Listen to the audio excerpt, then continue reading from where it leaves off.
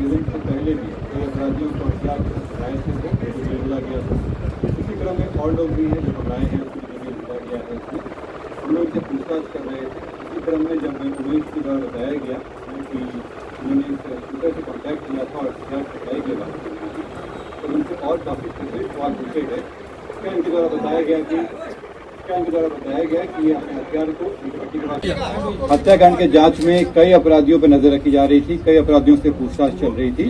ये घटना को 2 दिन से पहले भी कई अपराधियों को हथियार के साथ पकड़ाए थे वो, उनको जेल भेजा गया था। उसी क्रम में और लोग भी हैं जो पकड़ाए हैं, उसको जिनको जेल भेजा गया है। उसमें हम लोग इनसे पूछताछ कर रहे थे। इसी क्रम में जब उमेश के बारे बताया गया उसमें कि इन्होंने इस शूटर से कॉन्टैक्ट किया था और हथियार की सप्लाई के लिए बात की गई थी, तो इनसे और काफी स्पेसिफिक सवाल पूछे गए। इसका इनके द्वारा बताया गया कि ये अपने हथियार को ईंट भट्टी के पास रखे हुए हैं। जहां से रिकवर करने के लिए इनको ले जाया गया वहां पे ये भागने की कोशिश की है फायरिंग करते हुए। उस फायरिंग के क्रम में पुलिस बाल बची है और जब जवाबी कार्रवाई की गई है तो इनको गोली लगी। तुरंत इनको अस्पताल ले जाया गया। अस्पताल पहले गुरु गोविंद सिंह हॉस्पिटल ले जाया गया, वहां से रेफर करके NMCH ले जाया गया। वहां इनका इलाज चला, लेकिन इलाज के क्रम में ये मृत्यु का ये बताए वहाँ पे ईंट भट्टी के पास छिपा के रखे हुए थे और वहीं से ये हथियार रिकवर किए थे। इन पहले ले गई थी पुलिस को रिकवर करने के लिए, लेकिन उसका इस्तेमाल भागने के लिए किया। सर उमेश की क्या हिस्ट्री है सर? उमेश की हिस्ट्री में निकलवा रहे हैं। इसमें उनके यहाँ जिस तरह से गोलियां और हथियार बरामद हुए हैं और जिस तरह का सोफिस्टिकेशन चाहिए होता है इस तरह में, उससे स्पष्ट है कि ये पहले भी हथियार का इस्तेमाल कर चुके हैं। ये चीजों को हम लोग निकलवा रहे हैं कि पूर्व में भी क्या आपराधिक एक्टिविटी है। सर विकास उर्फ राजा की मां ने बताया कि कल वो पटना के मातलामी क्षेत्र के रहने वाले हैं। ओरिजिनली ये बिहार से। सर गोपाल सिंह का हत्याकांड मामले में जो पुलिस पूरी बता रही है, क्या उनके परिवार वाले जनता के पर्सन संतुष्ट है इस कार्रवाई से?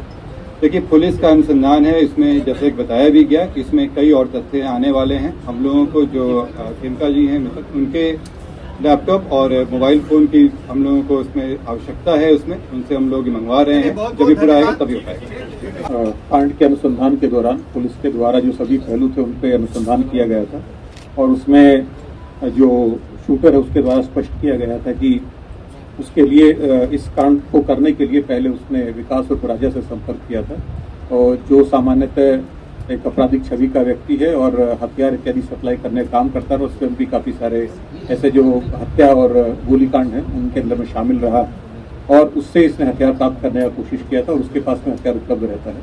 इस मामले में पुलिस जब एक टीम की उसने इस विकास उर्फ राजा के ठिकाने पे दबिश करी तो उसने वहाँ पर पुलिस के ऊपर में वहाँ से भागते हुए पुलिस के ऊपर में फायरिंग की, जिसके अंदर में जो सुबह जो घटना हुई है मुठभेड़ की, उस घटना में वो मारा गया है।